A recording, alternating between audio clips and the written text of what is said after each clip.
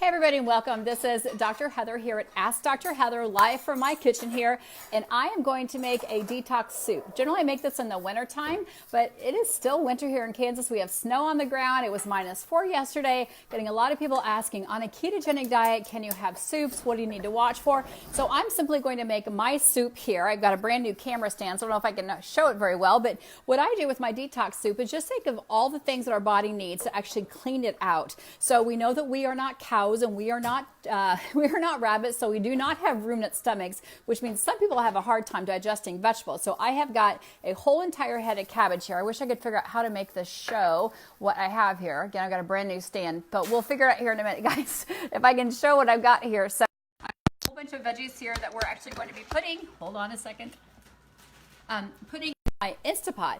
Generally, if I do it in a big pot on the stove, I'll actually boil the heck out of it for 6 minutes. I do have a winter soup recipe, cabbage soup, on AskDrHeather.net, but I'm simply just going to be putting big chunks of cabbage in. So I had my son cut up one big cabbage, so I'm going to put a whole cabbage in there. Again, a whole cabbage ends up being about 3 carbohydrates, so I'm going to dump it all in my big Instapot. I'll show you guys in just a minute.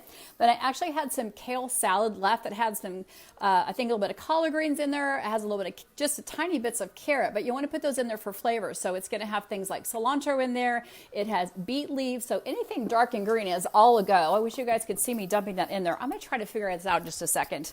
So when we talk about what you put in your soup, you put in everything that's left over in your freezer. So if you've got some okra left over for the summer, you can put that in there. We actually just did some celery juicing, so I have my bits left over from my celery. My kids call it juice poop. So I'm going to put the fiber left over from juicing inside my cabbage soup here without trying to wreck my whole kitchen. Isaac's watching me manipulate this very carefully. So let me know what you guys generally put in your soup. So the reason that we do a detox cabbage soup is because we know that cabbage work like Brillo pads. So when you're actually eating vegetables, like having a salad before dinner, there's live enzymes in these foods. These are real plant foods. And these enzymes works like prebiotic to help digest and really get those gut bugs all ready for digestion. But it's okay as well to cook them. Again, like I shared before, we're not cows, we're not rabbits. So some people have a hard time digesting this.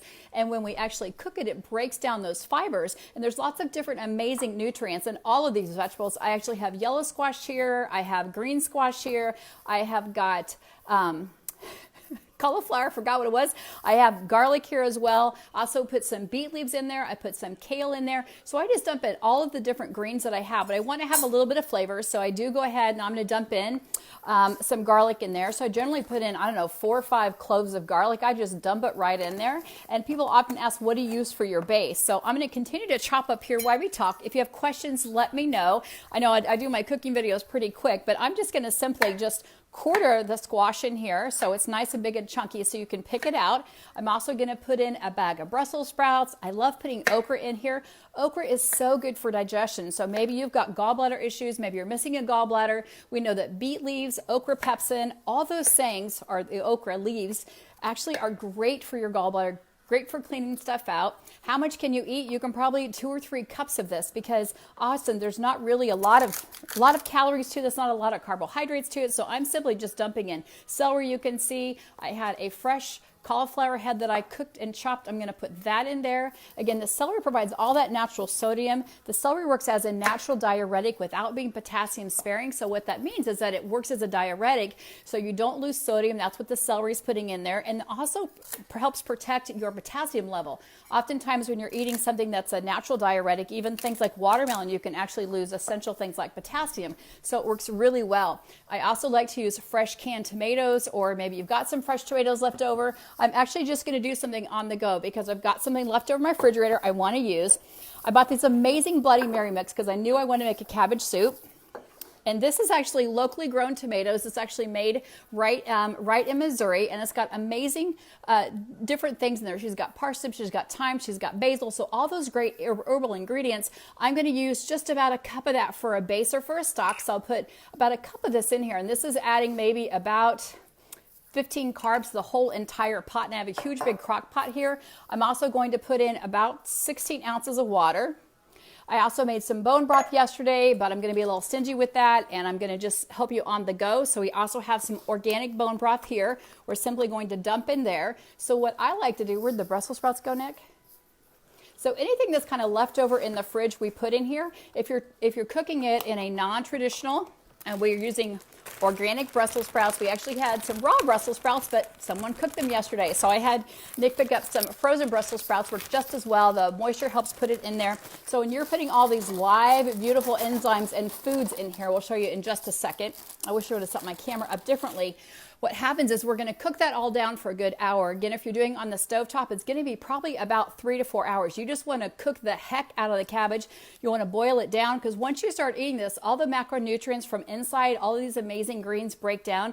They start feeding your body at the cellular level, but again, they work like a Brillo pad. So they help scoot out excess estrogen, excess fat, excess toxins. So as I get ready to lead into my reboot next week, which will be a 60 or 72 hour fast, I flood my body with all this amazing nutrient, having a cup or 2 of this as long as it lasts in my house for the next few days. And then I still going to have my protein with it, eating those 2 meals a day, but this will be my veggie source. So I'm getting some raw, some fresh, some cooked. So you're getting a variety of mixture of that, because once we actually start cooking vegetables, you start breaking down again some of those nutrients and they become more bioavailable, especially if you've got a hydrochloric acid issue or you have a methylation issue. That's an amazing time to start cooking this. So again, anything green can go in here, if that makes sense. So again, I put a whole head of cabbage in here, so what we can fix in there. I put celery. I'm going to put more green zucchini in there. I've got okra in there. I've got dandelion greens. I have beet leaves.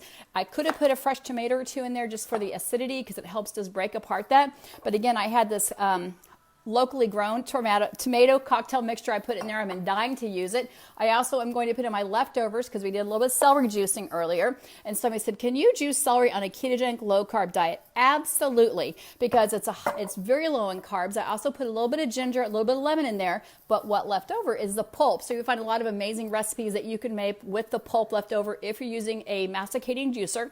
And that's the one I really do recommend. But this is all we need to do. So I'm going to put the rest of the stuff in here. I'm going to put the lid on here. I've got about 16 ounces of water. I put in about a cup of the tomato cocktail mix. Again, it was just a lot of parsley and herbs and thyme to put in there.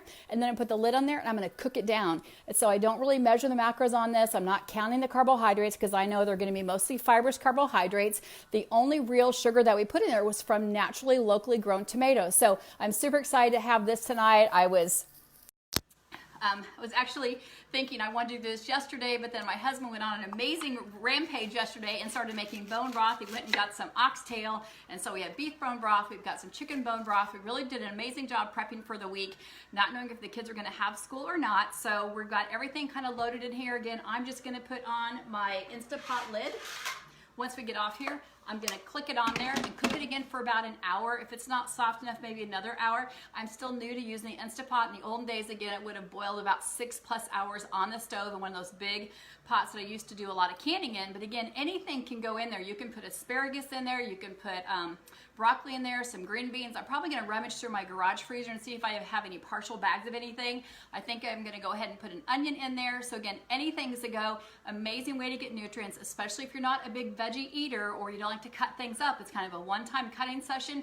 Big chunky, put it in there. You don't want to have the chunks small because you really want to have that cook right away and break down. So this is Dr. Heather Carden, live from Ask Dr. Heather. Please go ahead and share this video. It's meant to be informational. It's meant to be informative. And as always, let me know what's cooking inside your kitchen. I get a lot of questions. How do you get kiddos to eat vegetables? What can you do with the vegetables? I'm getting tired with the vegetables. So as we close out, we'll let you know we love to make zucchini noodles with the zucchini. You can either take a zucchini shredder, make lots of noodles, or you can take your peeler, like an, it's on the other side there, our carrot peeler, make nice thick noodles with it, like linguine noodles. You can also put these on a kebab. You can fry them. The same thing with cabbage. You can actually take your cheese grater and you can actually shred the cabbage, and you can fry the cabbage with some butter, with some bacon fat if you want to, with some garlic, with some onions. A great way to actually get a lot of nutrients in your body. I also like to take the cabbage, wrap a piece of bacon around it, and then a little bit of salt, maybe a little bit of olive oil as well.